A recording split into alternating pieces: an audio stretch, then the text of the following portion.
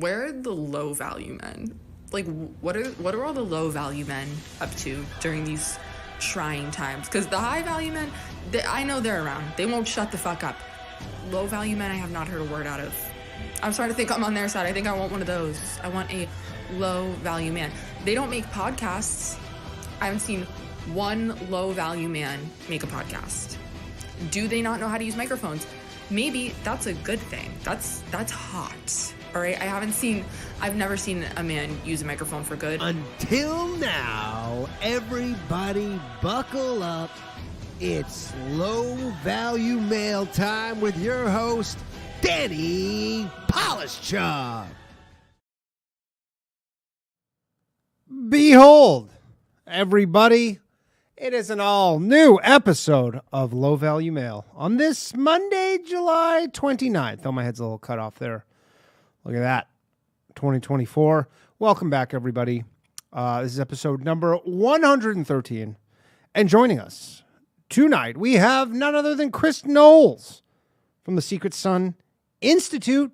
He's the author of the Synchronistic Handbook and the secretsun.blogspot.com. secretsun.blogspot.com, which I highly recommend you going to check it out. It's really interesting stuff. And he's going to be joining us. We're going to talk a little bit about this whole Olympics thing. He did a big video on this Olympics business. I'm sure some of you saw the blaspheming that they did over at the Olympics. But before we bring him on, welcome everybody. Not late, by the way. This is not the show I'm late for. I'm late for the bathhouse. The bathhouse I'm late for. And oftentimes it's not up to me why I'm late for that. But before we get started, please like and subscribe. Hit that subscribe button if you're watching right now, especially if you don't subscribe to this channel and you just are one of those people who YouTube just knows your search history or whatever, and then they just show you this even though you don't subscribe, which I'm guilty of that as well. I do that too sometimes. I'm guilty. But anyways, please subscribe. Please like. Also, if you'd like to support the show. Sorry, I'm trying to do a couple things at once here. I'm trying to get a really smooth transition from me to the guest. So then I don't need to be telling you this, other than the fact that this is only the second week I've fucked around with the studio mode. So then anyways, it's the whole thing. So I'm trying to chew gum and walk at the same time right here. But anyways, if you'd like to support the show, you can either join the channel on YouTube here. You can hit that join. You get access to these emotes and stuff. I think I can add some new ones. So if anybody has any suggestions, I think I have a few more slots, or we can replace some. That's fine too. Also, after show tonight, we're going to be doing an after show. The after show is now subscriber only because, like I mentioned maybe last week or the week before, I kind of felt bad about the fact that I don't give a lot of stuff to the people who are paid subscribers. So we're going to go to a subscriber only after show. It's a fun time. We hang out. We watch videos. If you're wondering what all these fucking wrenches are about, that's the only way that you can it's the only way that you can watch or post a link, is with the wrench. That's why you need the wrench, because you can post the links with the wrench. And then, yeah. So anyways, we're going to be doing an after show. It's going to start at 11 p.m. right after we end. Maybe 11:15, 11:10, something like around there, okay? I don't know if it's worth it having this fancy transition, by the way, because I'm kind of like having to focus too much on doing this and then not enough on me talking right now. So, no hang-ups, by the way. Hey, what's up, everybody? What's up, KC? Oh, I got to make you a mod so you can have, if you want to post links. So there you go.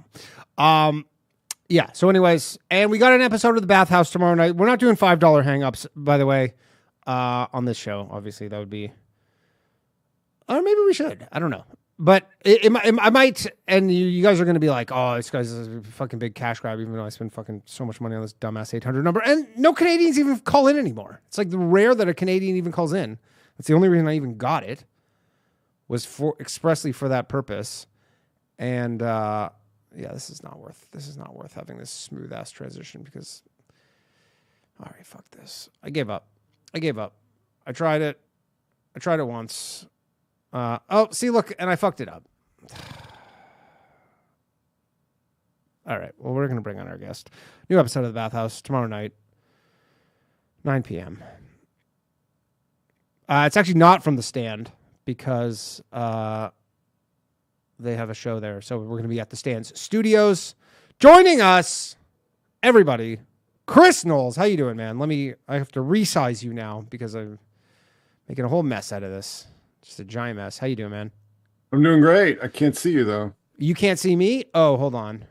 You can't see me. Let me see about that. Oh, here we go. Let's do this.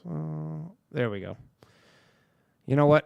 We try things. We try and make a nice, super produced, highly produced show. For what? Just to make it look way shittier. But, you know, I tried. So how's it going, man? Doing great. How are you doing? Thank you for joining me. My pleasure. I got to resize your frame here, and my thing is not really cooperating. Hold on. There we go. That'll do. No, that's not that good. So, Chris, you, as mentioned earlier, you have a blog spot. You have a book titled The Synchro Mystic. Sounds like Synchronistic, which I'm sure is by design. Handbook. And Correct. I was just watching a video because this is kind of your wheelhouse. And then this Olympics thing happens. For people who don't know what we're talking about, they had the opening of the Olympics this year for the Paris Olympics, and there's a bit of controversy around it because they depicted the Last Supper with a bunch of basically transgender people, non-binary, all that stuff, right? And then they tried to say it wasn't that. What were they saying? It was the Feast of Dionysus or something? Feast of the Gods. Feast of the Gods. Which it totally isn't. Well, It's ridiculous. the one woman who, first off, she had the halo around her head, which if you ever go to like any museum, you see any Renaissance painting, every time you see Jesus, he's got the ring around his head, right? He's got the halo because that's how on all like Renaissance paintings, they would put the ring to indicate that this was like a holy person or whatever. But anyway, she even posted on her Instagram because I have a whole thing going on. I posted something about it on Instagram. All these people are arguing, but she even posted like it was supposed to be the Last Supper. Cover story, gaslighting. Yeah, well, I think they're like, everybody's been gotten in shit for something. And you're like, oh, no. It's not that. It was, I meant this. Everybody said the wrong thing to, every guy said the wrong thing to their girlfriend or wife. They go, no, that's not what I meant. I meant this. So, tell me all about, how long have you been in writing and whatnot? Too long. Grizzled. I've been doing the blog since 2007. My first book was published in 2004. I did some comic book stuff in the 90s. Been publishing fairly regularly over the past couple of years. I published a collection. I published sequel to my book on Guards Wear Spandex called The Spandex Files. I published the Synchronistic Handbook. I published a novel. So you've been at it for a while. Yeah. And so how did your work kind of, because it seems like your work kind of seemed to line up with this whole Olympics thing. So if you care to elaborate on that, because I just watched, you have a video that I guess people can watch if they go to your website, the blogspot, links to there. Correct. Yes. Yeah. And I put links on my Twitter too. So okay, cool. And I'll put the link will be below. I'll actually put the link in the chat right now as well, so people can check that out. But yeah, so tell me how that all kind of, because it was very interesting. Well, I've been doing stuff on the Olympics and all these other weird ritual performances since the very early days of the blog. I started out, I guess obviously with the 2008 Olympics. and just really keeping an eye because there's just so much weirdness, and they're basically what they are is their ritual workings. It's basically a form of sympathetic magic, which is how I view all of these weird things that people are always going like, what are they doing? Why are they doing that? Um, like on the Grammys and the Oscars and Super And what happened Bowls. at the 2008 Olympics? Was there anything specific, like notable? I feel like this kind of stuff wasn't on people's radar quite at the time. So That was the Beijing Olympics, that was the right? Beijing Olympics. Yeah. Yeah, there was a lot of solar symbolism, as I recall. They were really pumping up the sun worship stuff back then. I would have to go back and look, but I mean they're not subtle. Yeah. It's never subtle. I mean these things are really designed to entrain people and to get people arguing as well. It's more of the divide and rule and demoralization, which is also part of it. But the main focus really is the magical aspect of it and how they're. I mean, I've proven over and over again for a very long time now that the so-called elites have very strange religions that most people don't even know exist. They worship strange gods. They have strange beliefs, and you can only understand it if you understand the symbolism and understand the origins of the symbolism and the history of the symbolism. It's a lot of it is very, very ancient symbolism. So, people are always like, oh, it's satanic. And I get really, really frustrated with that because that's what they want you to say. They want you to say, oh, it's satanic, so they can drum up this whole satanic panic thing, and they can start in with the whole, Christian national, all these chimeras that they're always shadow boxing against. So I try as much as I can to let people know it's like, don't fall into their traps. Don't be the boogeyman that they need. You know what I'm saying? I mean, we saw this like, back 2016, 2017 with this alt-right group. I mean, a lot of it was psyops, but just basically played the boogeyman and justified this whole rollout of this agenda. So really what it is again is magical workings. And I didn't understand that. I couldn't, I was always looking at this stuff, but I could never really understand what the point of it was until I studied ritual magic and the history of it and so on. And how that works, chaos magic, the grimoires, I mean, all that kind of stuff. And then all of a sudden I was like, oh, okay, now I get it. They're appealing to these gods. Some people call machine elves. Seen those a couple times. Yeah. I call them ultra terrestrials. They call them the Watchers.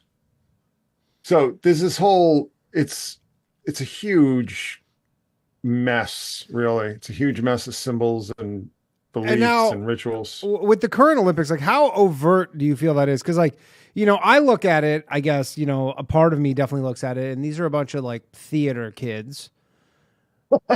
Right? Like they're a bunch of theater kids for the most part. They're all like trans or gay or non-binary kind of thing, which would be kind of checks out for theater kids for the most part.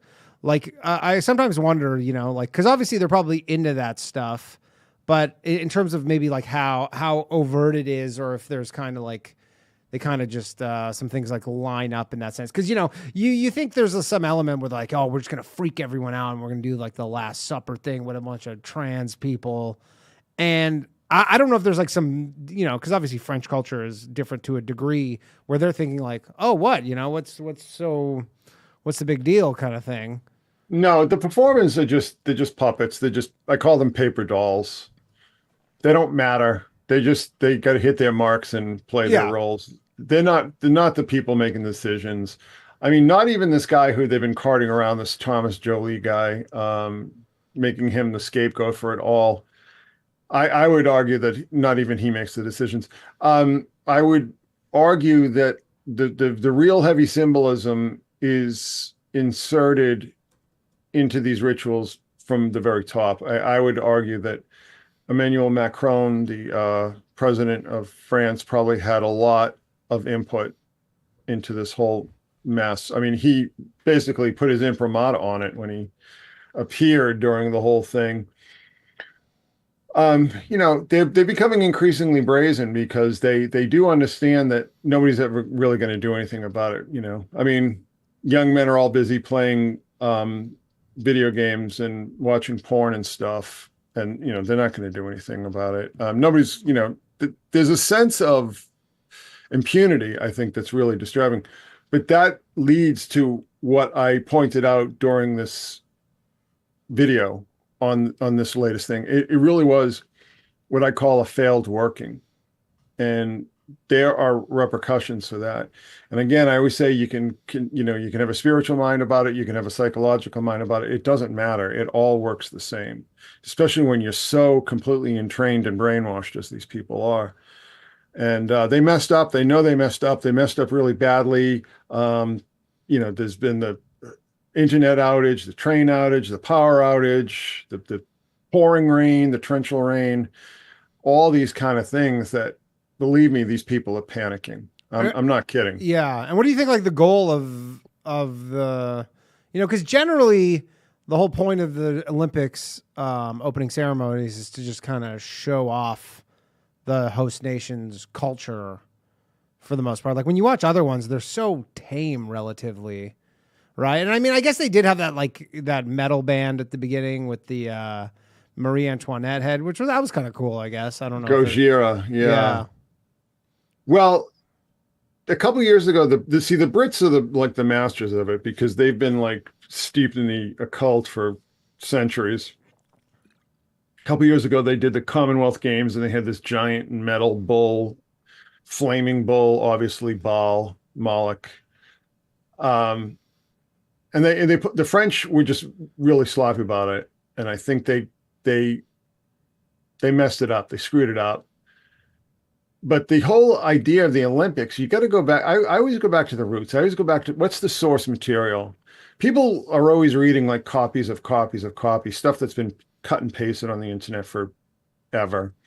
And I always go, well, let's go back to the source material. Let's go back to the original material. And what was the original impetus behind the Olympics? It was to, honor the gods of Olympus, right? The pantheon, the Greek pantheon, by showing off your greatest athletes and so on and so forth, and fighters and everything like that. It was a religious, an explicitly religious event. And I would argue it still is. It's just, the gods have kind of just changed up a little bit. Mm-hmm. Yeah. And what was like but what do you think the goal of doing this is? Assuming, this is this contrived thing, like what is exactly the end goal? Is it just kind of like a, just one point of them continuously doing stuff like this? Well, it's religion. So they're performing their religious duties. And from my observations, these people are hardcore fundamentalist fanatics about their religion. Sure. And the religion being basically gender ideology kind of. Well, that's part of it. But to see that people think that gender ideology is just like this freestanding thing, and all these big corporations and all these politicians and all these people are just putting all this money and influence into it just because, whatever. No, it's part of the religion, and it always has been. So you need to go, like I said, you need to go back and read the original source material and realize that basically what we're talking about is priesthoods. They're creating a priesthood. They're creating a priest class, but they're also creating what I would argue is vessels for spiritual possession. And the best way to do that is what the MK Ultra doctors talked about, where they need to break their minds. They need to completely destroy their psyches and their senses of self before they can become suitable vessels for spiritual possession. And that, I think, is a major part of it. But you really need to understand that all this gender stuff isn't some new postmodern cultural Marxist or whatever kind of thing. It's very ancient. It's very well attested. It's very well recorded. And in the ancient, like Middle East, Levant, the Mesopotamia, it was all over the place. It was universal. And I believe very strongly that what the people behind these things are trying to do is trying to revive these old religions. They're putting them in fresh clothes, let's just say. They're giving them a new spin. But if you look at the basic elements, they are recreating these what I call the cults of state. Okay. And the cults of state were always there at all the parades and all the games and all the, the big rallies and all the kind of things that you saw in the ancient world. And they're there today. Like I said, things really haven't changed. The reason why there's a number of reasons why they mock Christianity in particular. Seems like the easiest one to mock without getting in trouble. Well, yeah, I mean, there were no repercussions. But at the same time, they see, Christianity supplanted, the ancient cults, the old cults of state, Zeus, Jupiter, all these, based in the pantheon, based in the gods of Olympus and so on. And it's a very old sort of grudge match, I guess you would say. Yeah. I mean, there are other elements involved. I mean, it isn't just, whenever you have so many people doing these kind of activities, there are going to be a lot of different motivations. There are going to be a lot of different goals, a lot of different ideologies, and so on and so forth. But I believe at the top, there is this very concerted and sustained effort to recreate the old cults of state, where basically the state is a cult. It isn't just, a political entity. It is married, it's the end of the separation of church and state, except for it's the end of the separation of cult and state. And it's a true form of totalitarianism. And it existed in ancient Mesopotamia. I mean, that's where most of the stuff, if you really want to trace the roots of it, that's where it goes back to ancient Mesopotamia. And in ancient Mesopotamia, the priest ran everything. They ran the farms, they ran the factories, they ran the stores. It was all one big totalitarian, all-consuming form of government that was married to the cult. And the cult and the state were completely contiguous. Yeah. So who could resist that kind of power? But there is a lot of other stuff. I mean, they want to do away, particularly with things like age of consent laws, and they're becoming increasingly open about that. And the reason being is that the gods, if you read the stories of the gods, and it's always like these youths, basically what it was is, when Zeus would chase some youth, and have his way with them, and then put him in the stars, what it really means is that he would chase children and rape them and kill them. Yeah.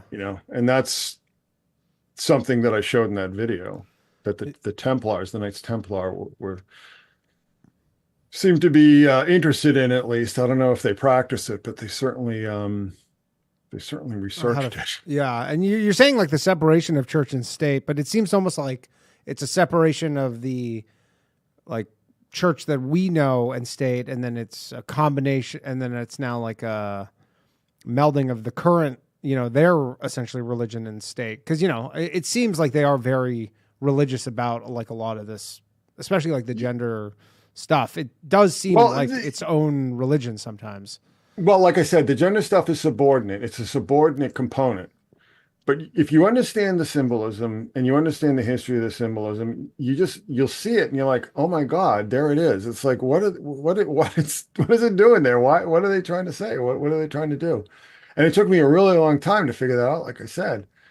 But it really is. And now what this is being wed to is like technology, AI, robotics, and so on and so forth. I mean, there really is a concerted effort to create, a completely totalizing state where all of us are just slaves or serfs, okay? And we're completely disposable. And these people are, they will be unconstrained in their morality. They can do whatever they want to whoever they want, just like in the ancient world. Right. Kings and the princes and the priests and everything could, they wanted to get rid of you, they'd get rid of you. If they wanted your kids, they'd take them from you. So It really is, it's profoundly evil. It's profoundly evil and profoundly anti-human. But, here we are. Yeah. And what's the end game in your opinion? Well, the end game is what I said. It's just complete control, kind of. Complete control, complete surveillance state.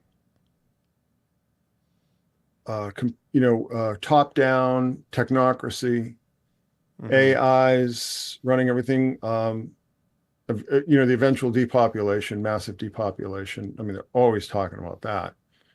It is interesting because everybody's, the general consensus is the worries overpopulation. Like if you ask the man on the street kind of thing, they're like, oh no, overpopulation is the problem. And then you're like, well, but generally when you talk to kind of people who are thinking about it a little more, you're like, no, it's actually the opposite is the problem. Less than 5% of the land mass of the earth is populated with more than 100 people per square mile. Yeah.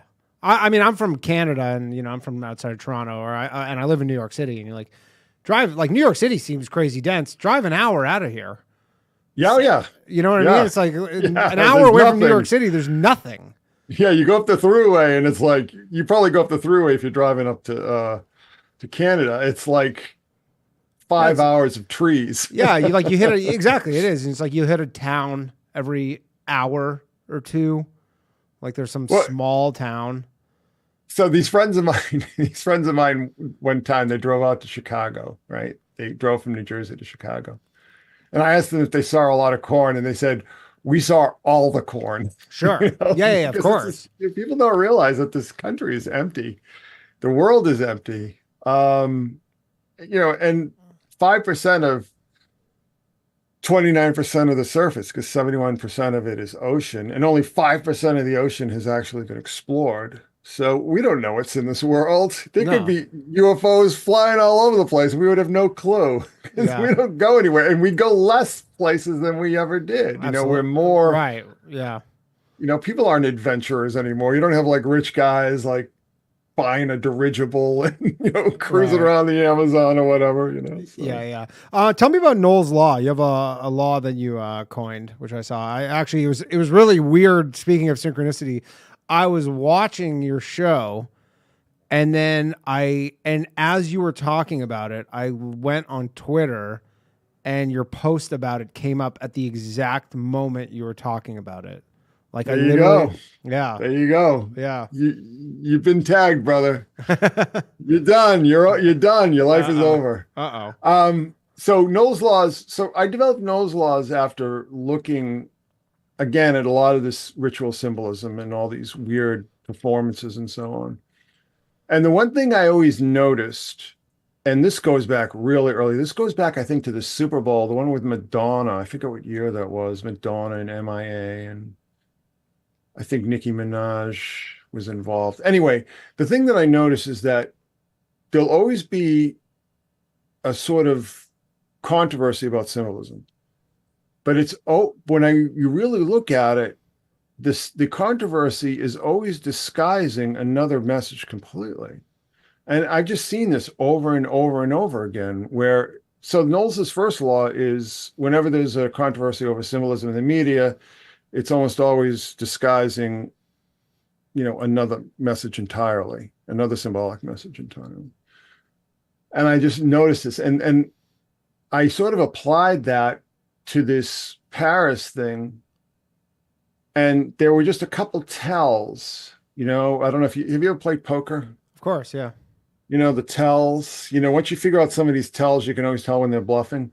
I figured out the tells in the Paris thing, and all of a sudden it's like, oh, okay, this is just the same thing I've been looking at for years now. This whole watcher, fallen angel worship, basically. That is really prevalent once you start looking for it, and this that's the people, the trans, non-binary, whomever was there at the table. What they represent is they represent the Titans, who are the Watchers, who are the Anunnaki, and it's just all basically the same thing. The old gods from again like this time when we had these totalizing state cults ruling the world as it was, you know, they worshiped the old gods, the Anunnaki, the Titans, and so on. And then the gods came along and sort of changed everything up, you know, changed the equation. And they want to get back to the Watcher, the fallen angels.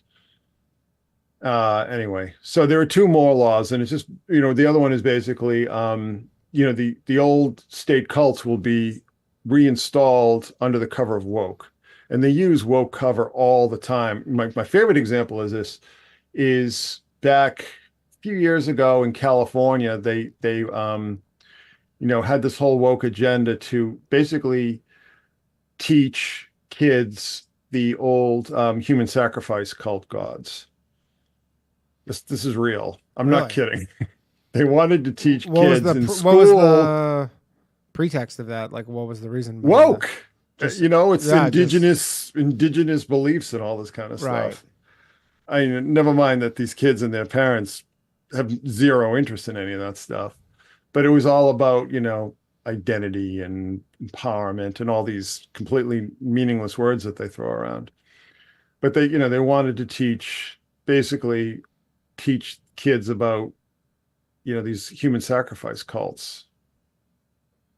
And I was just like, that actually got quashed. I mean, that was one of the rare occasions where something insane and evil didn't pass. You know, it didn't pass muster. It got shut down. One of the very few times that's happened, you know. But they're really interested in kids. They're really focused on kids for a number of reasons. Use your imagination. But you know, they want to. They see children as excellent subjects for, you know, indoctrination into this new reality that they're trying to bring about. Yeah, and to be clear, you're not saying, because there's some people in the chat are saying, you're not saying this is satanic. No, again, I hate when people say, oh, it drives me crazy.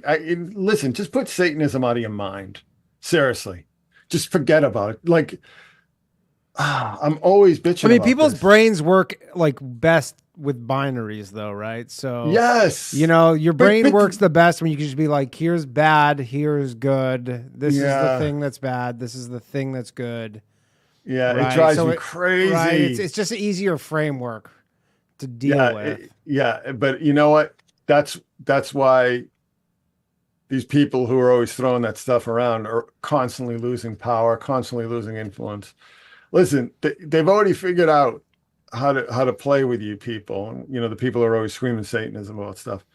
And Satanism is just a kink thing. Satanism isn't real, okay? It's just a weird sex thing for perverts and losers. All right? Yeah. I mean, there's an element too with just like, you know, musicians where they just kind of perverts. Yeah, but they also just they want to freak people out, and they go, how do we freak people out? And then they just, you know, they go, oh, we're gonna say it's or whatever, it's satanic, like Alice Cooper or whatever. Like, you know, I don't think Alice Cooper is so corny though. I agree, it's corny, but like I don't think Alice Cooper's like a Satanist per se. No, he's a Christian actually. He's that's what I mean, right? It's more like he just is like, oh, what's gonna freak out the parents of the kids who buy my stuff.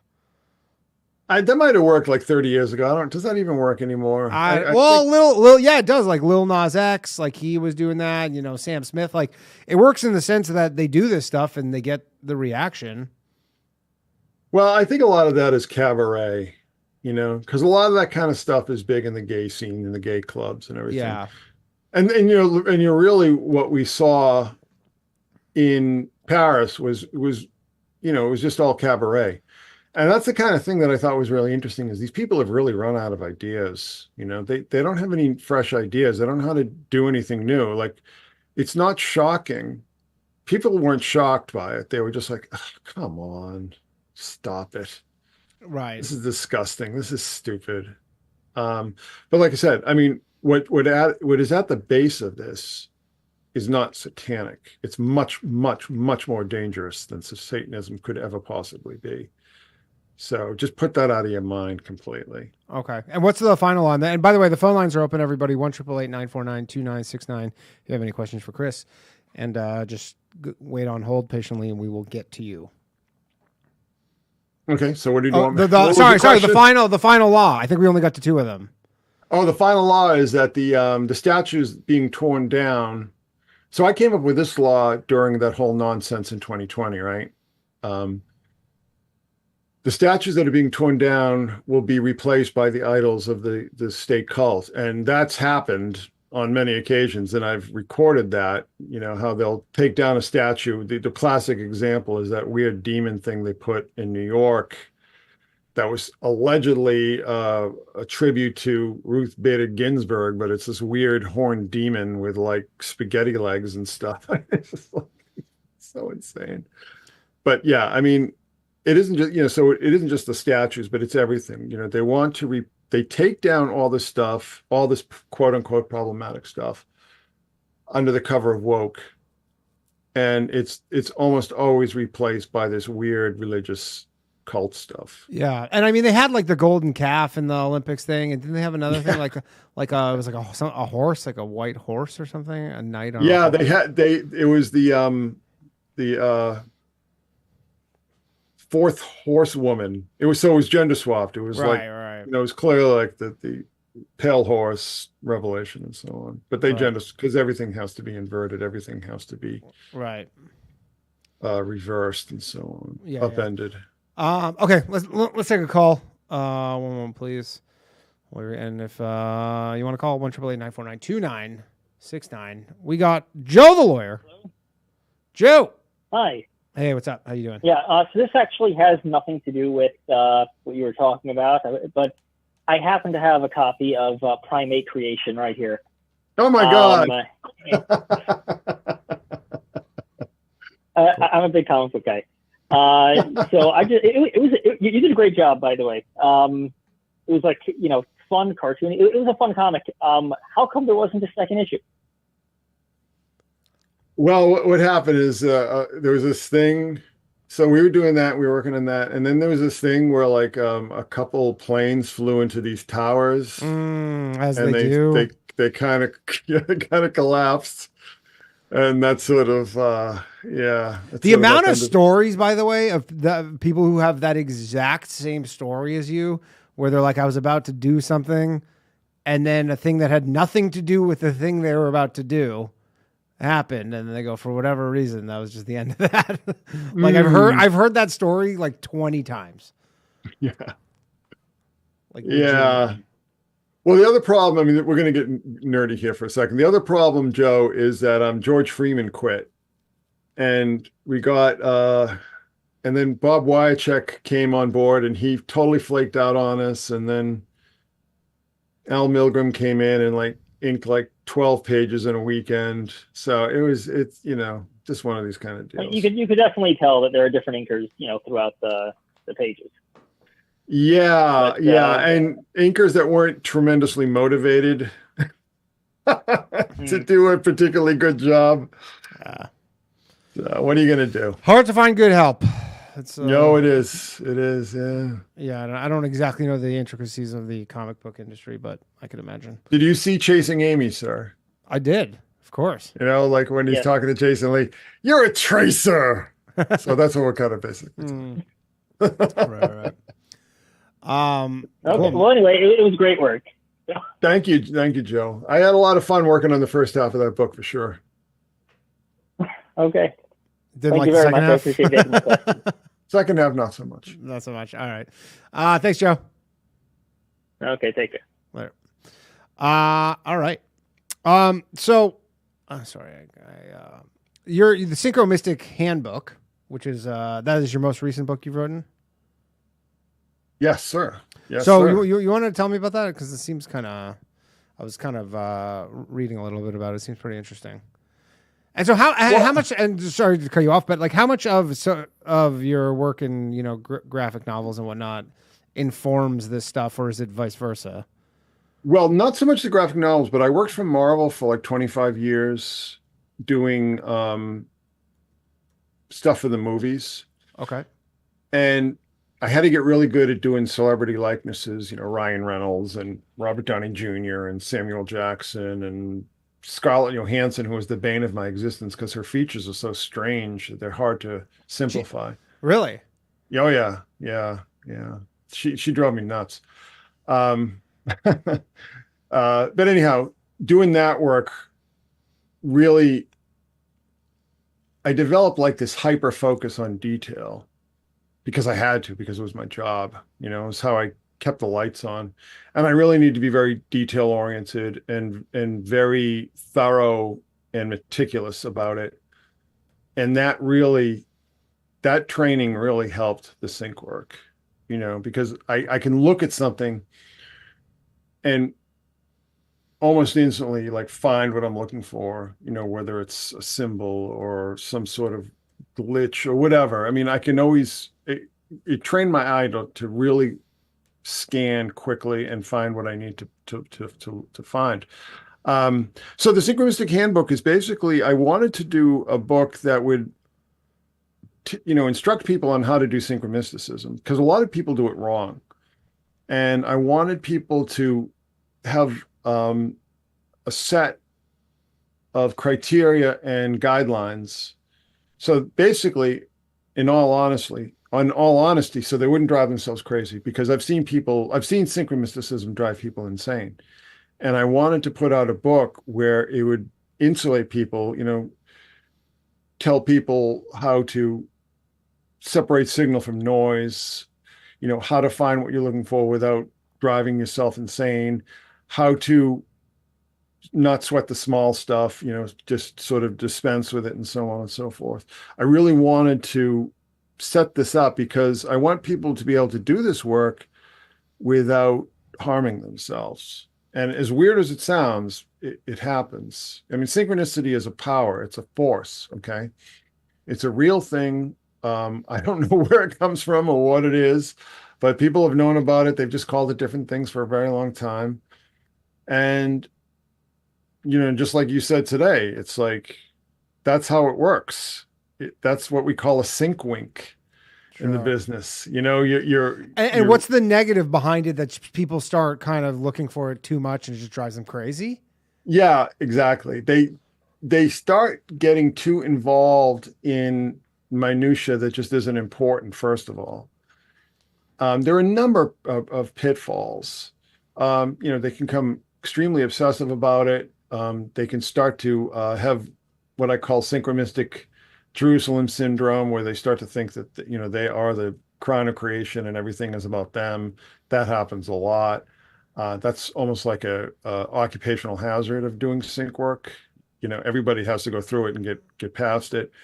There are just a number of things that just any kind of obsessive fixation, I think, can become damaging to your psyche. Yeah, like if you're an obsessive fixator, then you kind of gotta be somewhat cautious with this, because it'll just kind of drive you.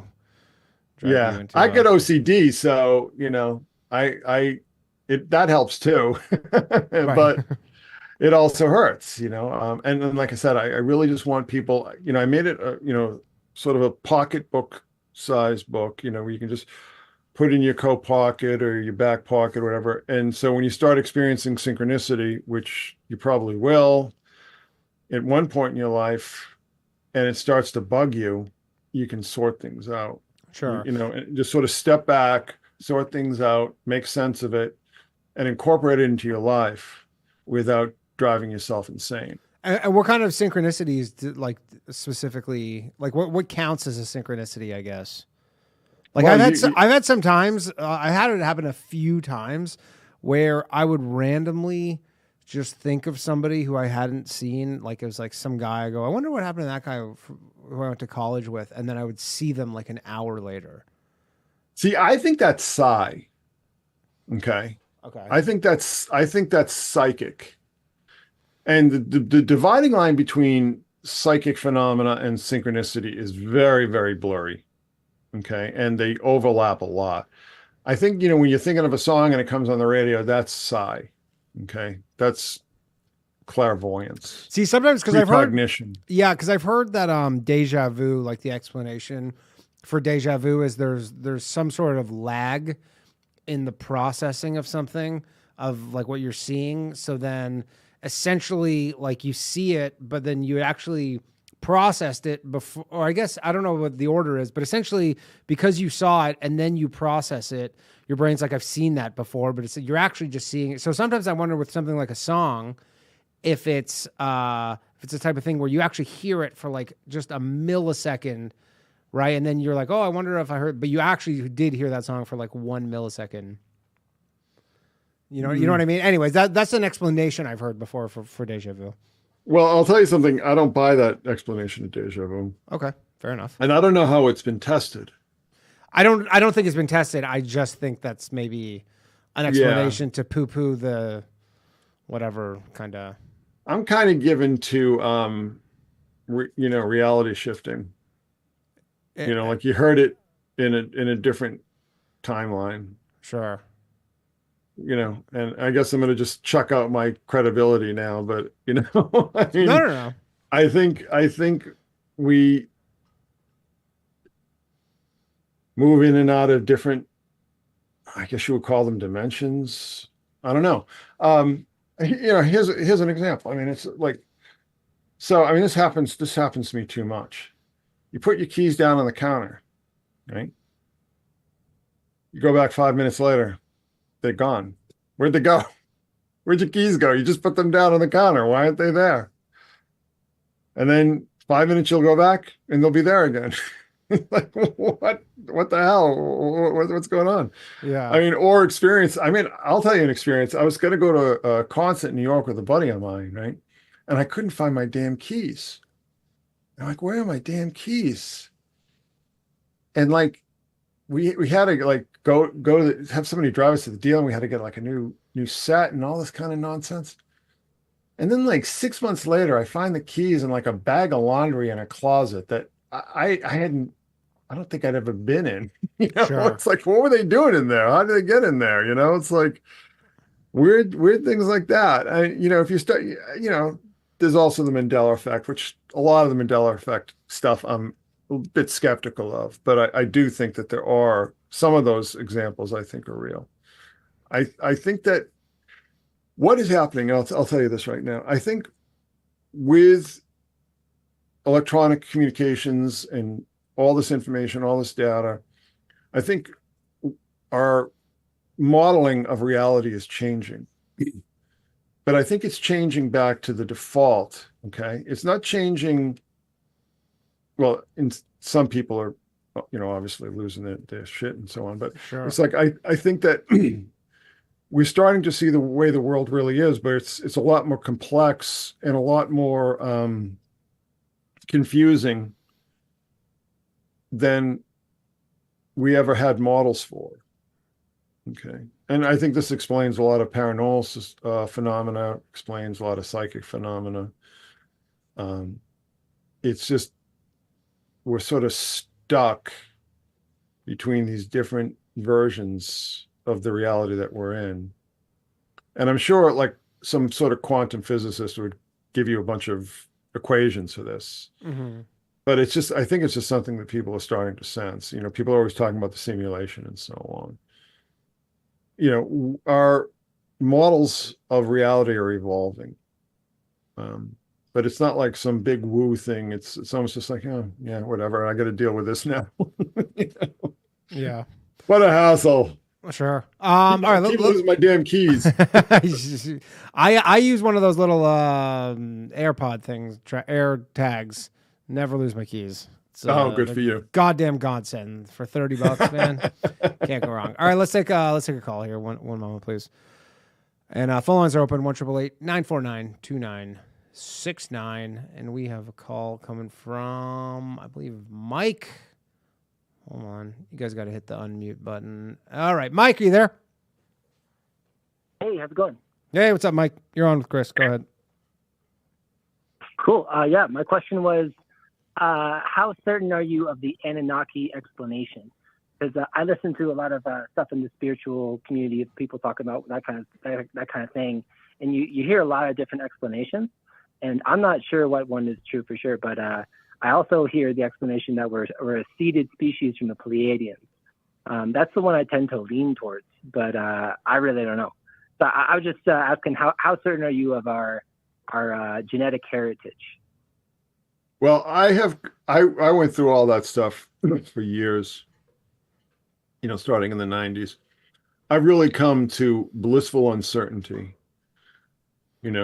I think that being uncertain opens you up, and a good question is always better than a bad answer, So I don't know. I don't think of it that way. What I try to do is I try to engage with the evidence and see where that takes me, rather than develop some sort of worldview that I need to then go in and justify by shoehorning the evidence into it.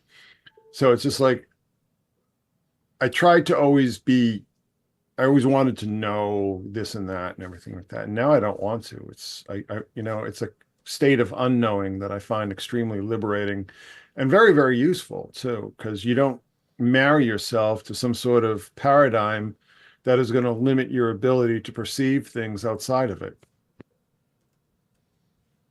Yeah, that's an awesome answer. I agree with you there. And just as a comment, I think one thing that we might be able to agree on in the near future is that our DNA is not natural evolution. Something happened. Something interacted with us. And I don't know if it's Anunnaki. I don't know if it's Pleiadian. Like you, I'm uncertain. But I think I can't remember his name, but the guy who discovered DNA said the likelihood of our DNA. But yeah. There's a quote of him saying like there's a better chance of like a hurricane going to an airplane parts yard and just assembling a fully functional 747 than there is for our DNA to occur naturally through evolution. So for me, I think that might be the point that we can agree on pretty soon, is that something changed in our DNA, something interacted with us. It's not natural. But I like you, I'm very fond of being uncertain. I think that's the right way to be. Well, one thing I am certain of is that Darwinian evolution is just complete fantasy nonsense. So that probably ties in with your thinking. I mean, Darwin didn't know DNA. He didn't know base pairs and genomes and all these kind of stuff, and he's making all these assumptions. There's been some good mathematical deconstructions of Darwinian evolution, which if you notice, you don't hear a lot about it anymore. People don't really talk about it. I think people are kind of embarrassed now because a lot of scientists have come to see, the math doesn't add up. So anyway, but who knows? It's great to entertain all the possibilities, I think. Yeah. And caller, what is, in your opinion, like the best kind of evidence for that? For our DNA being tampered with, or for just Anunnaki? The Anunnaki and like the kind of, what was it, the seed? DNA seeding. DNA seeding, yeah. Directed panspermia is what it's called. Yeah, I mean, I don't have an excellent answer, but for the same idea though, the general narrative is that Egypt was the beginning, and that now that we're looking at that from a different frame, that makes no sense whatsoever, because there was a bunch of very advanced technology and methods of farming, of building, of understanding of the universe, of astronomy. It makes zero sense whatsoever for that to be the beginning of human civilization. And if you look at where we were then and then before that, there seems to be a significant jump, perhaps 200,000 years ago to 50,000 years ago, where our DNA was actually tampered with or modified or changed or whatever. And I've looked at that. I've looked at that explanation, and I haven't seen anybody refute it and say why it's obviously wrong. So that to me is like the clearest view of why the general narrative doesn't make sense of us being an earthly bound species that evolved from the earth only, and in Egypt being the beginning or almost the beginning. That doesn't really seem to have solidarity to it. Sure. Well, Colin, I'll just refer you back to the discussion that we were having before, where the world is empty and the oceans are unknown. You know, maybe it doesn't have to be from the Pleiades or, you know, Zeta Reticuli. Maybe it's just we have another race of you know, of masters, so to speak, living in places that we haven't gone. You know, I mean, it could be anything. Or, I mean, there are so many possibilities. That's why I say it's like, to me, it's the most fun, which may sound a little specious, but it's like, to me, it's the most fun to just not know and just to sort of let go and let everything, you know, just entertain every possibility. Yeah. Yeah, that's a good approach, and I'm kind of with that too. But I am genuinely kind of curious. I do kind of want to know because it factors into me like questioning, you know, what am I doing here? Like, what's the point of my existence on this planet? Well, and, you might spin your wheels until you die on that one, like most people. I mean, I think there's a lot of people. Yeah, I think there's a lot of people in their deathbeds in their 90s being like, "What was the point of this whole thing?" Like. Yeah, you're right. No, I'm not looking for a concrete answer or something super intellectual. Just like something fulfilling, you know, because it's there's a lot. I'll give it to you right now, and, Colin. I'll give it to you right now, brother. There you go. All right, listen to me. The point isn't to enjoy the ride. All right. Yeah, no, that's the point. Yeah, for sure. Enjoy your life. Yeah, as best you can. Yeah. That's the meaning. That's the message. Yeah, that's the goal. Yeah, I mean, it's a pretty good framework. Yeah, I've heard that from a lot of wise people, for sure. Yeah. I mean, there's a lot of people who are just miserable the whole time, and they go, why? You didn't have to be. Yeah. They could have everything, too, and they're just miserable. Yeah, no, it's good stuff, man. I appreciate the conversation. Thanks for letting me call in. Later, man. Rock on. All right, let's take another call here. One moment, please. Phone lines, 1-888-949-2969. Please subscribe to the channel if you have not yet. Do me a favor. Hit that subscribe button. And we're going to post Chris's channel, too, so you can subscribe to that as well. Hello. Hey, how's it going, guys? Good. How are you? Who are we speaking with? This is Brian. Brian, how's it going? Hey, it's going all right. So, you know, I think you're really onto something. I kind of want to build off what the last caller was talking about, which is I think we are in a quantum state right now. I think it's all both on and off simultaneously. It's all equally true and all equally false simultaneously, concurrently. And that's like a wild thing for people to wrap their heads around. And I think the Mandela effect is kind of both parts of the coin, right? There's a dichotomy. I think there are some legitimate just group misrememberings that are happening that they're like, oh, Berenstein or whatever. It's like two different publishers got a typo. Okay. But there's other ones that are like legitimately happened. Like I distinctly remember the Sinbad Genie movie because I didn't know who Sinbad was before that film. And there's people that go nuts about that. It's like, how old are you? The government, 33. I'm in my Jesus year. Okay. Yeah, 33. Because I remember the Sinbad thing, and I was like, I remembered Kazam with Shaq. Yes. No, there was... Right, but there was a Shazam. The Shazam was the Sinbad. That I or never the other remember. way around. Oh, Kazam was the Sinbad and Shazam was the thing. And no one watched the Shaquille O'Neal one. No one could have given less of a shit about I remember the It's real. Shaquille O'Neal. I remember the Shaquille O'Neal one. It came out when I was, I want to say, I remember 12, that one, and it was being a the giant less piece of funny shit. version I remember it being like the way less funny version of it. Because there's people that have like treasured memories of working in video stores and sending people to do those. So I think what I'm trying to say is there's a mix in the middle. And I guess my question to your guest is, you look at symbolism, I think the CERN, because this seems to have happened right around when the Hadron Colliders came online. What do you think the crossover is between the uprise in this esoteric symbolism, specifically as it relates to Freemasonry, and all of these kinds of just like lazy lies and less convincing mirages they put up? Like, what do you ascribe to that being? That's a good question. You asked me if I think that CERN is somehow involved in it? Is that what you... I guess I'm asking, I say I postulate that. If you want to speak to that, that's cool. I don't really have a whole lot to back up other than the timelines are convenient. It's a spurless correlation at best. More specifically to your expertise, I'm asking, what do you attribute, what value or strength do you attribute the rise in esoteric imagery and narrative, specifically relating to Freemasonry, as all of these kinds of social community phenomena seem to be increasing in frequency, whether it's whatever it may be. Like there's so many different ones. Maybe that's a better way of asking. Yeah, I think listen, that's a whole show. Okay. There's a number of different factors. And a lot of it really, if you look at the timeline, a lot of it started mainstreaming when Obama came in. I'm pretty convinced that Obama is a Freemason, Prince Hall Freemason. Some people say he belongs to, the Bull, which is another secret society. Right. There's a documentary, Operation Renegade, people can check out.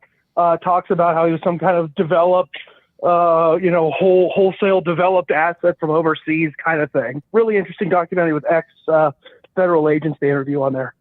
Well, I believe it. But it seemed like there was definitely a concerted effort on the part of certain Masonic groups to recruit through pop culture and through the internet. Okay. And I think that had a lot to do with a lot of the imagery that started, in rap, for instance, but also in TV and movies and so on. So there are a lot of factors at work here. I think the internet itself has a lot to do with it. People just being able to access information that was unavailable. I mean, Obama coming in was basically the start of social media for the most part. You're right. You're right. It coincided with the rise of Twitter. Where your friends aren't there anymore. Yeah. Well, but here's the thing. I mean, I think a lot of so-called social media is really just a fancy version of the old AOL. The old dial-in AOL. I mean, I can't for the life of me see how not Twitter, but Facebook is really different than AOL was. Oh, I could explain it simply. MySpace was the best social media network to ever exist because you could find your friends and what was relevant to you. Facebook is basically advertising and telling you what you're going to like, whether you like it or not. Right. It's all very, very different. And I think I think that false equivalency of social media platform is part of the problem. I don't think that all algorithms are morally neutral. I think there's probably absolutely not. Some worse than others. Yeah, I mean, they're made by programmed people, by immoral people. Yeah, I mean, just the fact that any person makes them is they have to be biased. MySpace was harmless, actually. Yeah, I somehow missed MySpace. I don't know. I wasn't on MySpace is that it wasn't very well regulated, and it got to be a lot of people abused it. And I don't mean like abuse it with like porn or something. I mean like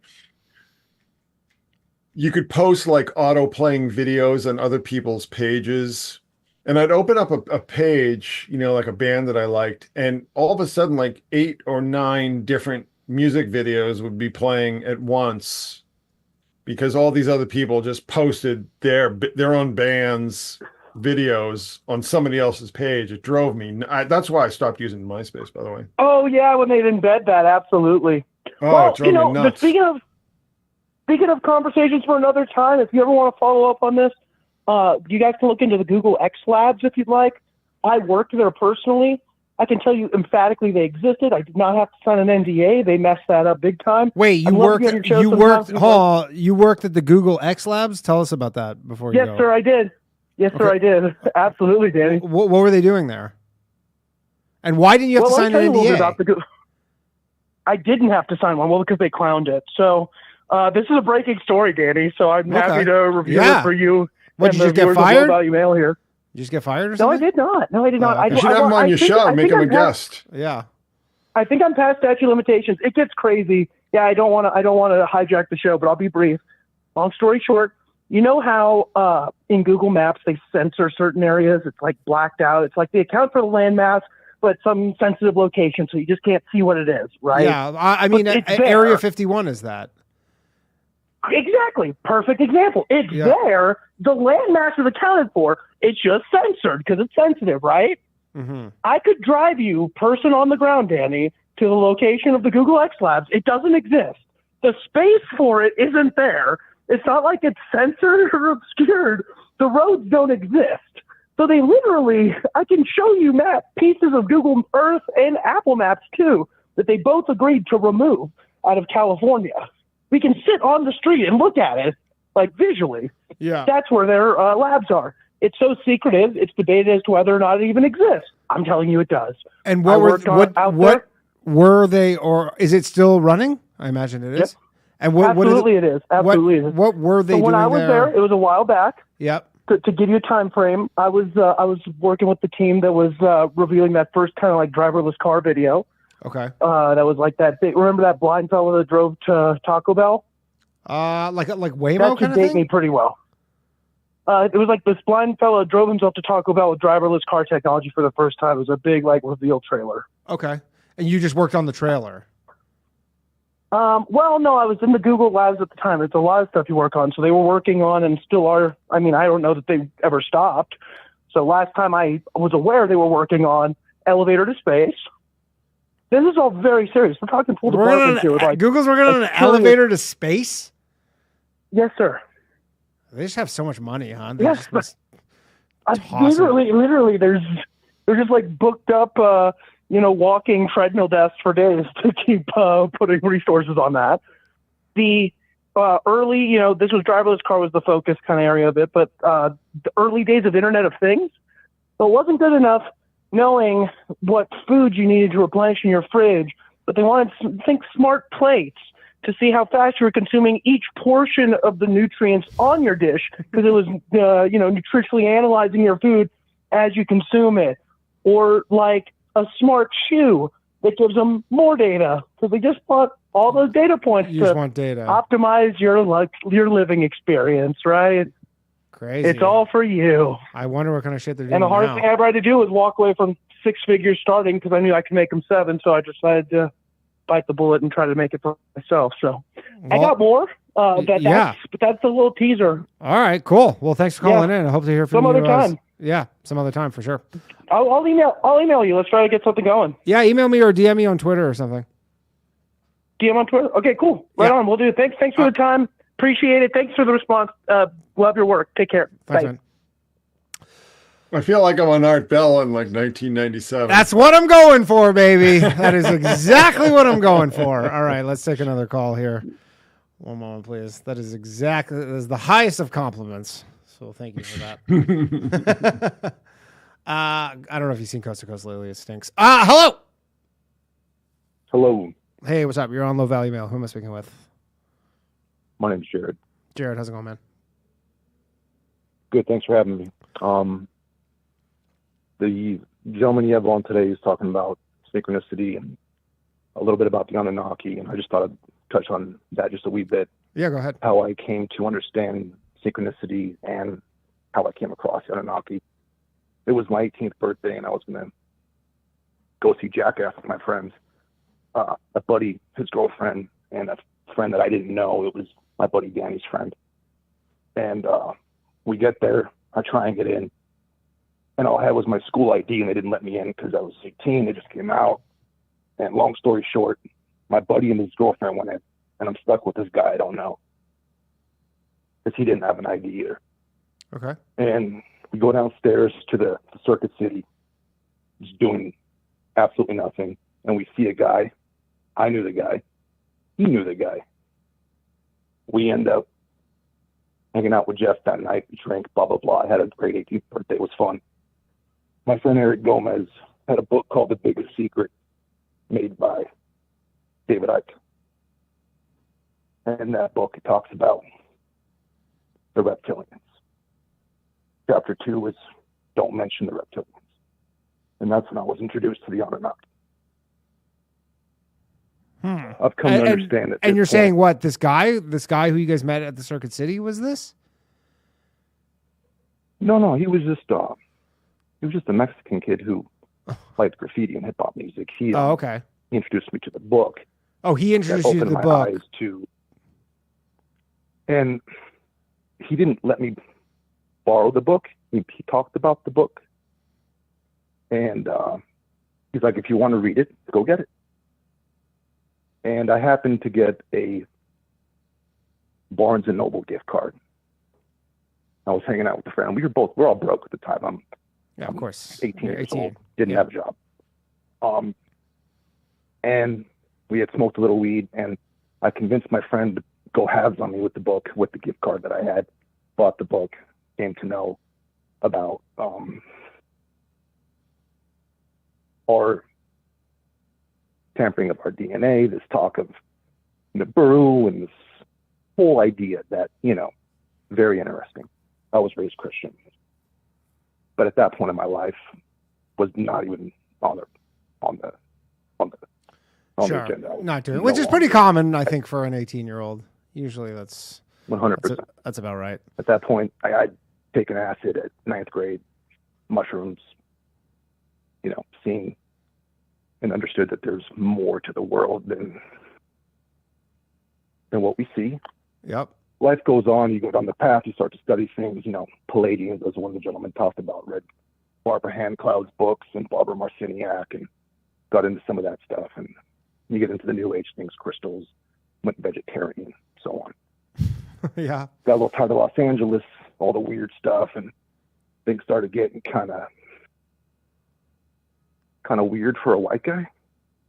Okay. Things started getting uncomfortable at work, and all the gays, and I was like super left, way left. Had hair down to my waist, super hippie, and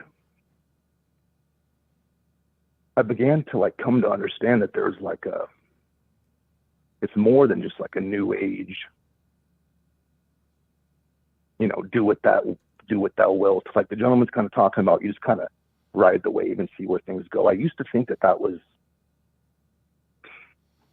kind of the way to go, but I think it's good to have a path. I think it's good to have a foundation. It's good to believe in something or search for something. And yeah, dude, I came to see that there's a spiritual war going on.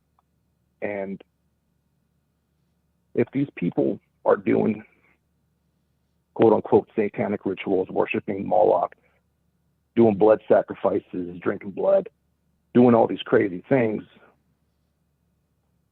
and there's a lot of evidence that's the case. Yeah. And you can shit on Jesus as hard as you want. Maybe there's some truth to the Jesus thing. I mean, so there's certainly something there. I mean, 2.4 billion people are probably not all wrong. I'm getting to the place where I'm not sure if you guys have entertained the idea of the Praetorianism and the millennial reign already occurring and being the little season. There's some people talking about it right now. Chris? That Any thoughts Satan on was this? loosed in 1776, and the Statue of Liberty is a symbol of Satan's reign. And Chris isn't a big into the Satan stuff, but as mentioned. But any thoughts? Statue of Liberty is, first of all, it's a man. It's a dude. It was given to us by French Grand Orient Temple Masons. Yeah, it's actually a depiction of a Mithraic degrey called Nymphus, which is the brides of Venus. It has the sun crown, right? I'm familiar with the yeah. On the Statue of Liberty thing, with, but there's also sorry, caller. Did there's you an see image that was created by it? Oh, sorry. Go ahead, sir. Yeah. Did you see in the Olympics ceremony that they had the Statue of Liberty in it, but it was all like banged up as part of? Did you see that? I didn't watch the ceremony. I just saw so the brief part of the ceremony was they had some Statue of Liberty, like there was an element of it, and the Statue of Liberty was like all like banged. It was all like bruised and battered kind of thing. Well, yeah. That's something that they like to do, because to the people that the masses, they view it as something like it's liberty, it's Lady Liberty, and so they bruise Lady Liberty. But to people who know that it's a cult, it doesn't ring the same. So that's more for the masses than it is for the people that understand what Lady Liberty actually represents. But I understand what you're saying, why they would use that symbolism. That's more for like the 99%. Trying to take a shot, I think, is what they were doing. Well, and like I'm saying, for most of the people, that's how it would be received in their subconscious. Yeah. If you're like me or this other gentleman who understands that it's a Mithra symbol or a Luciferian symbol, then doesn't have the same impact on us as it would them. That symbol isn't meant for us. Just like Yeah. Okay. the Cool. majority of the symbolism that they do in their rituals. But everything's a ritual. Everything's a psyop. And Yeah. I love what you're doing. Thanks, you man. For having me on. Appreciate it. Thanks for calling in. All right. Let's take another caller. One moment, please. Thank you again for coming on, Chris. This is a fun episode. We have, I don't know who we have here. Hello. It's the Rube Star. The Rube Star. How's it going, man? Pretty good. I'd like to complain about this Mandela effect, if I may. Go ahead. In fact, I remember when we used to call it the Dreyfus effects. 1 minute I'm a movie star, rich and famous. Next thing you know, they're like, "Hey, Mandela effect, that all changed." Are you talking about Richard Dreyfuss? No, we named it's people that remembered when Julia Louis-Dreyfus was funny, and we came up with the Dreyfus effect. Oh, she was. Anyways, she was good. Chris, I was curious when your birthday is.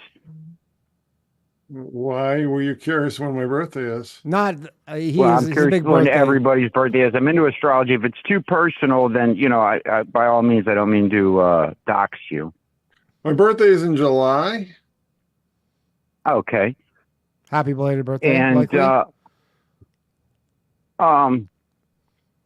So I was wondering if I can give you an example, and if you could tell me if this is synchronicity. Go ahead. Okay, so I go to see a concert last night, 311 at Jacobs Pavilion, by the way. Jean shorts are back in for ladies. And I decided to rock my Rube Star shirt, okay? And one person out of all these people there goes, "Nice shirt," and gives me a high five. Now, I can't find my seats. I got, nosebleed seats, so I'm just sitting anywhere it's blank.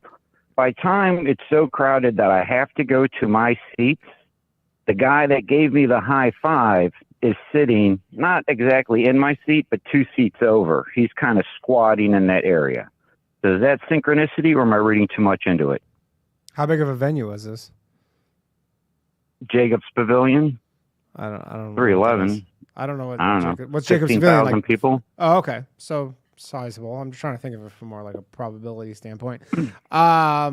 Chris? Chris, is that synchronicity? Is this the type of thing that drives you mad? Like that will drive a person crazy finding things like these? I think that's more of just a coincidence. Okay, so synchronicity is not coincidence? Synchronicity would be, a highly significant, meaningful coincidence. Okay. Can you give some examples of that, Chris? Like just kind of for the audience. Well, I do in the book. I mean, hypothetical examples. So a coincidence would be like, you think of somebody, you think of your Aunt Petunia, and she calls, right? But didn't you just say that was psychic? Let me finish. Can I finish? Go ahead. Okay. So a highly significant synchronicity would be, you think of your Aunt Petunia, somebody calls and tells you that your Aunt Petunia is dead and that she left all her money to you, right? And you go into her home and you go down the basement, and it turns out she has the world's most elaborate occult library, of forbidden texts. That's how I break it out. So it's highly significant. It is a coincidence. It is meaningful, but it's what I call symbolically supercharged. Sure. The meaningful element seems probably. Yeah. The meaning is really the point to it, I think. I got one more question. Go ahead. Sorry, I didn't mean to interrupt you. Okay.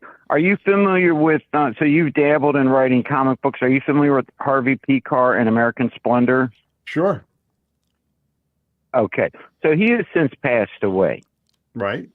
And, right. So I got this thing where I instead of doing a whole comic book, I just do the cover of a comic book. and it's my dream to pick up Harvey Picar's mantle, so to speak, to carry on the torch, because I live close to Cleveland, and I have rather unusual adventures. So, and I've decided to call it American Rube Star. Do you have any interest in collaborating with an issue or two? I'm retired, sir. I'm retired from artwork. I don't do artwork anymore. Oh, well, no, I would do the artwork. I thought you did the stories. My fault. Well, they're your stories, so you Yeah, should they're your write them. stories. Rube, you have the craziest stories. Why can't you write them? Yeah. You should definitely be writing your own stories. Well, I can, and I am. I just thought, synchronicity. You're on the phone. You're born in July. I'm What's born the born in in January. We got opposite. Oh, those we are got opposites? opposite birthdays. Yeah, well, he could be July 7th, Danny. He could be my exact opposite, or he could be July 28th. We just don't know. Are you one of those two birthdays, Chris? No, I'm not. No. All right. Sorry, Rube. I apologize. It's totally cool. All right, thank you. Thanks, Rube. Thanks for the call. That was a firm no, Rube. All right, let's take another call. One moment, please. Hello. I don't know what's going on here. Sorry, 1 second. Oh, here we go. No, we don't. Sorry. People are not unmuting their thing. Please unmute when it asks you. Sorry. All right, let's try somebody else here. All right. Okay, here we go. Hello. Hello? Hey, hello? Oh, What's up, Danny how's it and going, company? man? Hey, what's up? So I had a question for each of you, Yeah, go ahead. and 'cause I don't want to rag on the guests too much, but what's up with the Gavin Newsom look, dude? It's his hair. Oh, what do you mean? Gavin Newsom's a good-looking whole- guy. A good-looking guy, same thing for Newsom, but it's like, what is that look, man? Like, you're What's going to the- convince people of something. Don't look like that. What's the question? Okay, I'm just gonna hang up. I don't know what that was about. All right, next caller. What was the point of that? I don't know. I don't know what the point was. Gavin Newsom. I don't know what was the. I'm much better looking than Gavin Newsom. I mean, he's a pretty good-looking guy. Hello. He looks like Patrick Hello. Bateman. Yeah, exactly. Hello. You're on Low Valley Man. Who am I speaking with? Yo, am I on? Yeah. I'm on. Cool. So yeah, I wanted to ask Chris, from what he's been talking about and the way he talks about it, he kind of reminds me of the late great Tracy Twyman. Is he familiar with her? Oh, I was good friends with Tracy. Yeah, I could tell you kind of sound like her. Yeah, that's cool. Yeah, her work was great. But I wanted to ask, so what about her Dead Man Switch that implicated Greg Carlwood? I wanted to get your thoughts on that.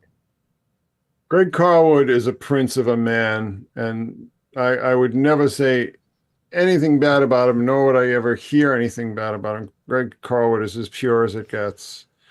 So I don't know. The Dead Man Switch has never been triggered. Tracy's been gone for several years now. No, there was like an audio file that got released or something like that, and she talks about all this stuff. Yeah, she definitely like implicated, because I like Greg too. I like his show. I think his show is great. I think he seems cool to me. But I just always thought that was very interesting. Is there any actual evidence of what you're saying, or is this just kind of some?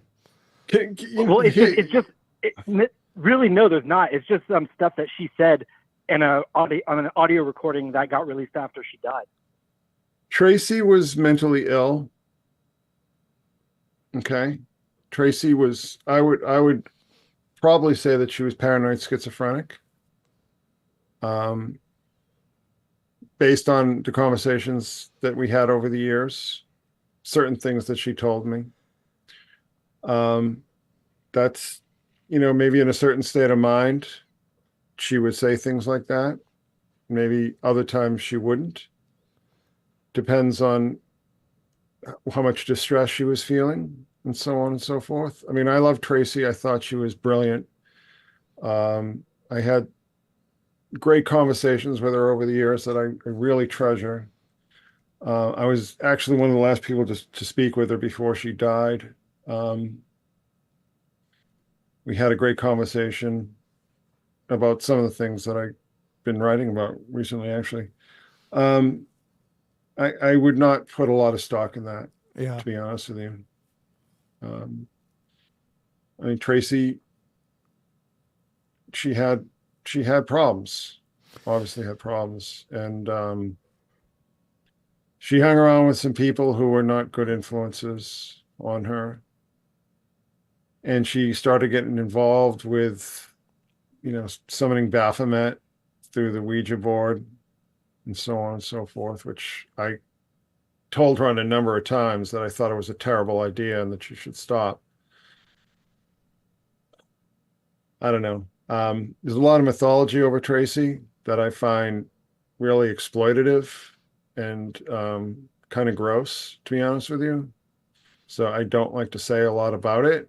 And I also want to treasure her confidence and her memory. Sure. But I mean, Tracy was not well. I knew that for several years. She was usually, extremely lucid, incredibly intelligent, incredible researcher. Towards the end of her life, she was getting into some things that frightened me, to be honest with you. Things that I advised her to stay away from, certain videos and so on that she was finding on YouTube in like very strange corners of the platform. I don't think that anything that she said about Greg should be seen in the context of other than, she had some problems. Yeah. As we all do. Sure. I will hear nothing bad about Greg because he's one of the most honest, upright, stand-up guys I know. Yeah, I'm a big fan of his. I think we could probably leave that topic at that. All right, let's take another call here. Sorry to bring down the mood here. Apologies for that. We have no. Do? It's low. It's called low value mail for a reason. There's no real call screening. Hello. Hey, y'all hear me? Yep. What's up? Yo, Danny. Yeah, bro, knock it off with the soda. I love this shit. It's like one of my guilty pleasures. I don't have a lot of guilty pleasures. I know it's bad for me, but I don't know. I just do it. I mean, you can make. I just make your own. Buy a case of sparkling water. Buy a bunch of limes, and then you could buy a liquid ginger. Yeah. That just basically emulates like a fake Coke, and you get actual vitamins. I agree with the caller, by the way. Yeah, I know. I know it's bad. I know it's bad. I had to stop, man. It was destroying my stomach lining. The drinking sodas? Yeah. I mean, I've seen the thing where they show you my mom literally, my parents hate soda, and my mom only buys Coke to clean the hardware on her cabinets.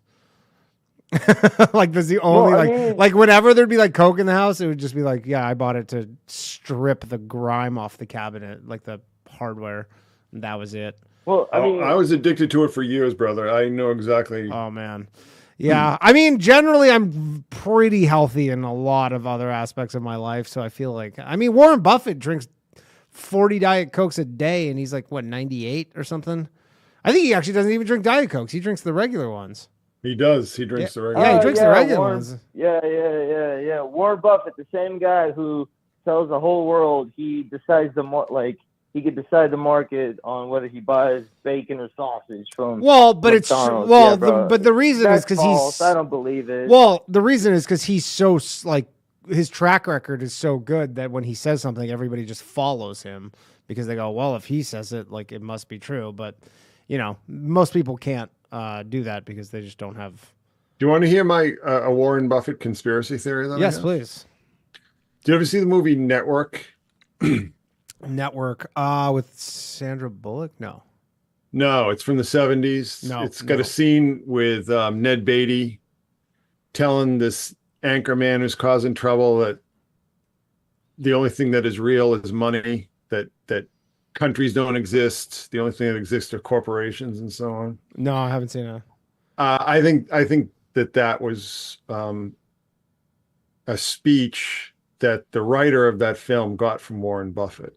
So if you're not familiar with the film or any particulars, it won't mean anything. But I know a lot of people who are into this kind of stuff are really into that film because it kind of just basically lays out the way the world really works. How it actually works, yeah. Yes. I mean, there's no question that the Biden thing from a couple weeks ago when him stepping down was very illuminating about how people with money just kind of decide how things work. Because everybody was like, yeah, you got to step down. And then the moment that the guys who have the money were like, we're not giving you any more money until you step down. And then there he goes. So, yeah. We live in an oligarchy, not a democracy. That is a fact. Anyways, what's your question, Slav? Yeah. So, I mean, we just to get back to what y'all were talking about in the beginning with those opening ceremonies. I ain't really getting into all that imagery. I mean, first off, we don't need sodomites, replicating a mockery of something, whatever else. I was just talking more about a comparative. So, y'all seen how they were, showing videos of the Sochi, the Russian Winter Olympics opening ceremony? Yeah. And it looked all classy and proper. Well, they're gay people are banned there. That's the funny thing is in Sochi, it's probably the only opening ceremony. Because I went and watched the Rio opening ceremony today. I was going to mention that one as well. For context. They had a carnival. They had a carnival theme. Yeah. Theme, which fits their culture. But, the French did Charlie Hebdo, so it's not like everybody's like, oh, watch them make fun of Muslims in France. And you're like, they did that. They did do that. Well, Paris is the birthplace of woke to begin with, so. Yeah, exactly, right? Like with Michel Foucault and all those monsters. All the postmodernism stuff, right? So yeah. So the key word, Danny, you said is did. You're using the past tense. What needs to happen is it needs to now become the present tense again. France needs to keep doing that. What do you mean? That's mocking Islam. Maybe they're just kind of going through them all. I mean, there's not many left. Those are the two main ones. That kind of takes care of 5 out of 8 billion people right there. Well, yeah, I mean, it was just also, what is it?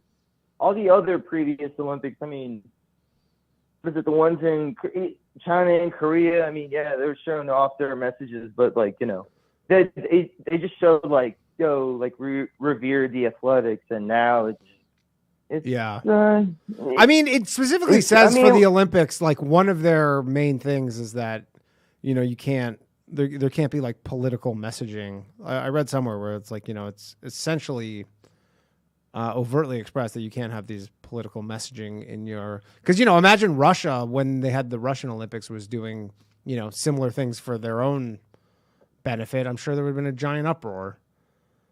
What I think I'm seeing is that whole Mark Twain bit about history doesn't repeat itself, but it sure does rhyme. Yeah.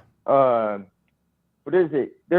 Eastern Europe is literally taking on what was the counter to what is now Weimar Western Europe, France, Germany, all these very Western European nations are. I mean, the thing with the Olympics is, but then you got Hungary and Poland and everything from there to the very eastern end of Russia being yeah, we ain't fucking around with that. You ain't fucking around here. I mean, the French specifically, champion how liberal they are. They're all they have kids drink when they're 10 and they're very much look at all these prudes everywhere in the world. We're, so it's not so unexpected that they did any of this, to be honest.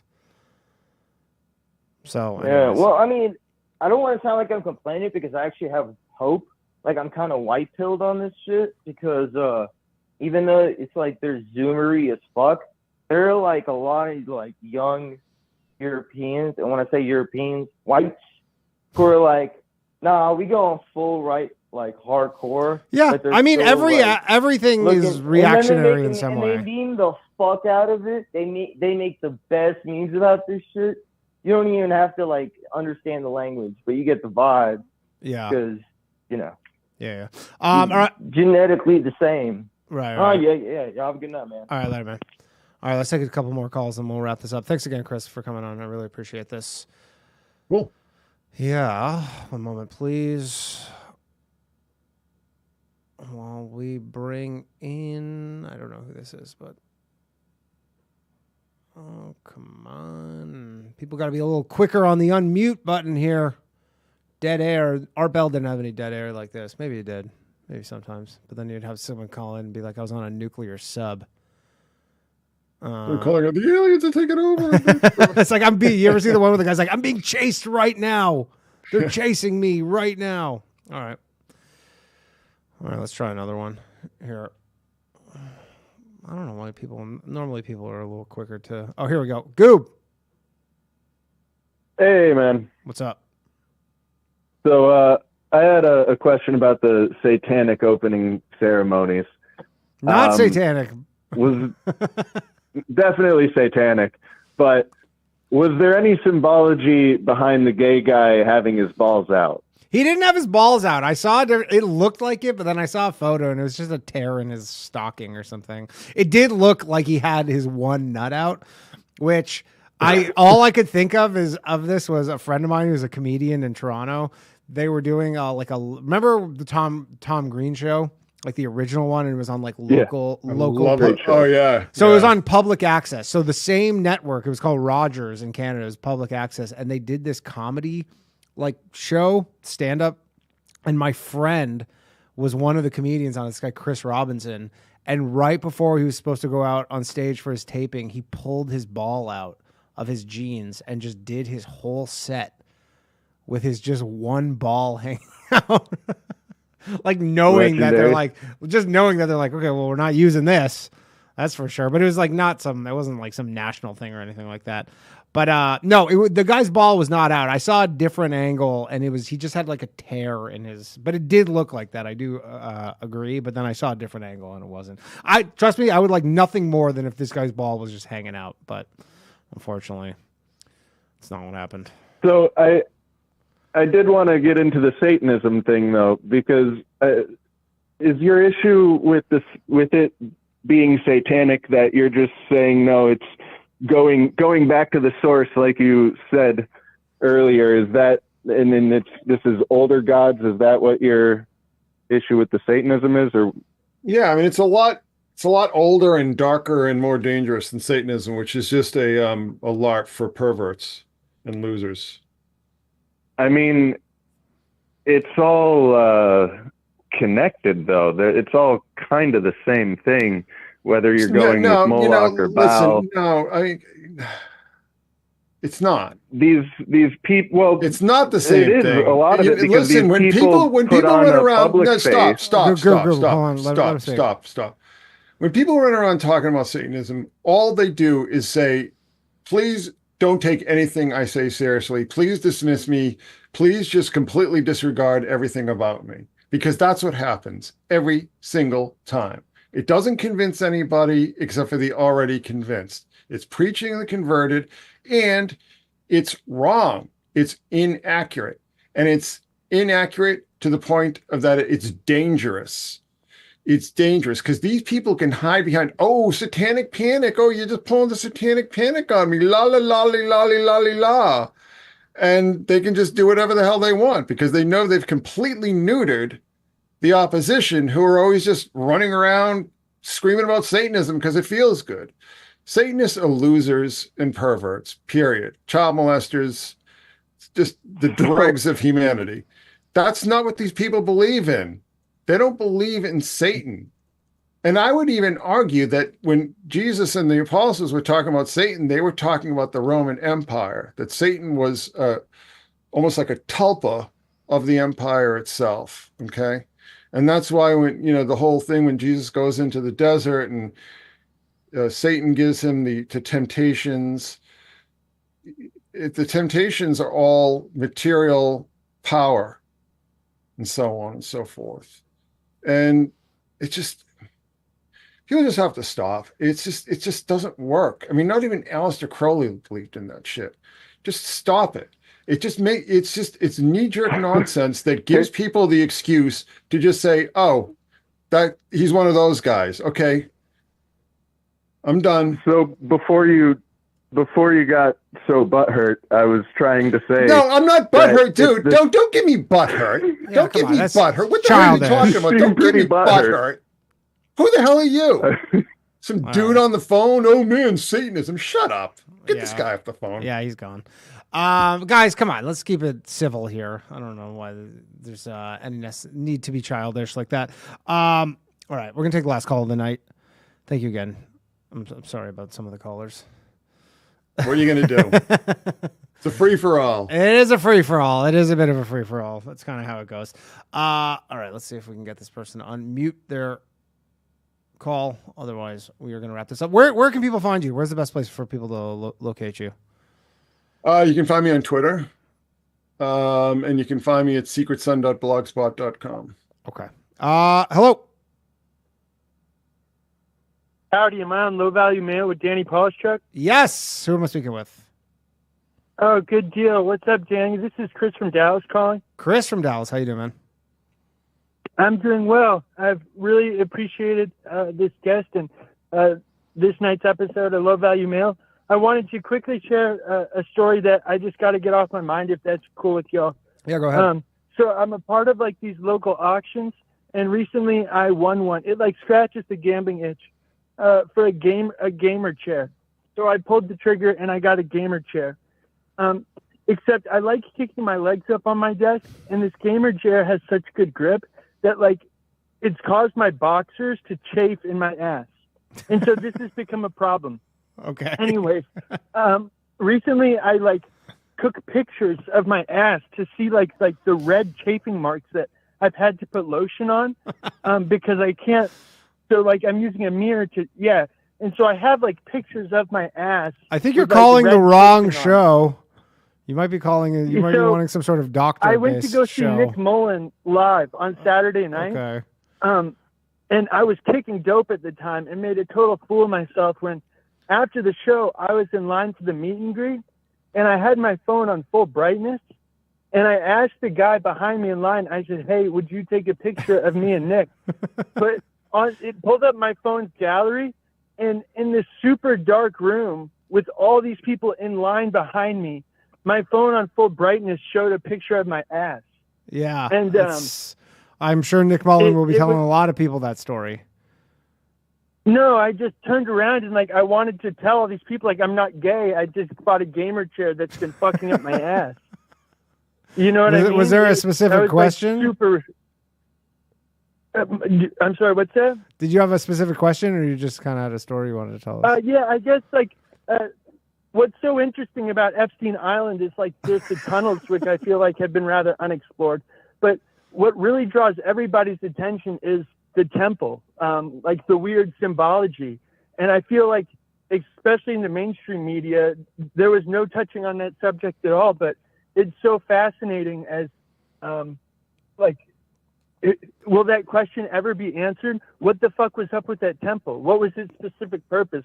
What was the symbology surrounding it? Any why don't we have more answers about that stuff? Any ideas there, Chris? Any comment? Well, I did a lot of work on that. I believe, didn't they seal up all those tunnels with concrete? I believe. I'm not sure. I didn't. This is the first time hearing of. I thought he was joking about the tunnels. No. I believe that they were sealed up. Pictures of like golf carts going into them. Yeah. They say that the temple was just a library, but it looked. It didn't look rather like Babylonian. Sure. And he had those big cockatoos. The big gold cockatoos on the roof of it, and the dome. I don't know if he had any particular belief system, but he might have just, I will say this out front, is that I think he might have just been mocking like all these people's belief systems, all these, these circles they travel in, all this weird stuff they're into. And that's why, instead of some Phoenix or something, he put a cockatoo on the roof of that thing. I think there's. If you had to take a guess, like what higher power would you suspect somebody like Jeffrey Epstein or those in his circle? What do you think their higher power is? As far as Epstein, money? I think his higher power was between his legs, to be honest with you, and that's it. I don't think guys like that, guys at that level of operation, are 100% pure narcissistic hedonists. I've never seen any evidence or any convincing evidence that Epstein had any particular convictions one way or another. Ghislaine, that's a whole different discussion, but we'll have to save that for another time. Yeah. Good Okay. deal. Well, hey, I appreciate the answer. Thanks, Danny. Thank you. All right. The loonies, we got some interesting ones tonight. Thank you again, Chris Knowles, for coming on here. That was a fun episode. It was all over the place, certainly, and I appreciate you coming on. People can find you, as mentioned, on Twitter, secretsun.blogspot.com. Do your YouTube channel as well? Which well, I don't really do a lot of public work on the YouTube. Right. So, but you can get those videos via the blog. Go to the blog, and that'll get you everywhere else. And also on the Patreon too. And on the Patreon. Okay. And I'll link to all that stuff below. All right, we're gonna start the after show at 11 o'clock if you want access to it. Also patreon.com/lowvaluemail, or just go to the community tab, join the channel. It's $1 community tab, and the link will be there. All right. Thank you very much, Chris. I appreciate you. New episode of The Bathhouse tomorrow night. And the rest of you, I will see some of you shortly. Have a lovely evening. Good night. Empathic abilities, yeah, my face be also stoic. Beat blow up, nigga, that just means I'm working. They see me as a leader, so that's why I'm Captain Kirkin. These tracks from the stars, that much is for certain. You can feel this hit if you up or if you hurting. I'm raising my stock, not talking my feet in some Birkin. Number Johnny 5, got a fucking short circuit. Bring the track to life when I spit phenomenal. When I hit, she feel that shit in her abdominals. These rappers make me laugh like comic view, they comical. You know I got a ball out, I hit the track running just like Sonic do. They don't want to turn on my light switch. Yeah, they was trying to get me on my hype shit. Yeah, they don't want to turn on my light switch. Yeah, and they tried to down me on some KO type shit. Yeah, they don't want to turn on my light switch. Yeah, now we pulling up fresh on some flight shit. They don't want to turn on my light switch. Yeah, they don't want to turn on my light switch. They don't want to turn on my light switch. Yeah, they was trying to get me on my hype shit. Yeah, they don't want to turn on my light switch. Yeah, then they tried to down me on some KO type shit. Yeah, they don't want to turn on my light switch. Yeah, I'm pulling up fresh on some